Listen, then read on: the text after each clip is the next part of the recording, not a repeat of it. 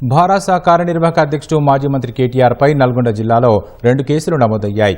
10వ తరగతి పరీక్ష మాస్ కాపీయింగ్ ఘటనపై ఎక్స్ పోస్టులు ఫార్వర్డ్ చేశారని కేటీఆర్ పై మున్సిపల్ చైర్పర్సన్ రజిత ఫిర్యాదు చేశారు. దీంతో ఈ వ్యవహారంలో A1 గా మన్నే క్రిషాంక్, A2 గా కేటీఆర్, A3 గా దిలీప్ కుమార్ పై కేసు నమోదు చేశారు. ఉగ్గడి శ్రీనివాస్ ఇచ్చిన ఫిర్యాదుతో మరో కేసు నమోదైంది. నిజాలు తెలుసుకోకుండా భారాస సోషల్ మీడియా పెట్టిన పోస్టులు ఫార్వర్డ్ చేశారని, తమ మనోభావాలను దెబ్బతీశారని ఫిర్యాదు చేశారు. జరిగిన 10th పేపర్ లీకేజీ విషయంలో మాకు ఎలాంటి సంబంధం లేకున్నా కూడా మా మీద, మా ఎమ్మెల్యే గారి మీద తప్పుడు దుష్ప్రచారాలు చేస్తున్నారు.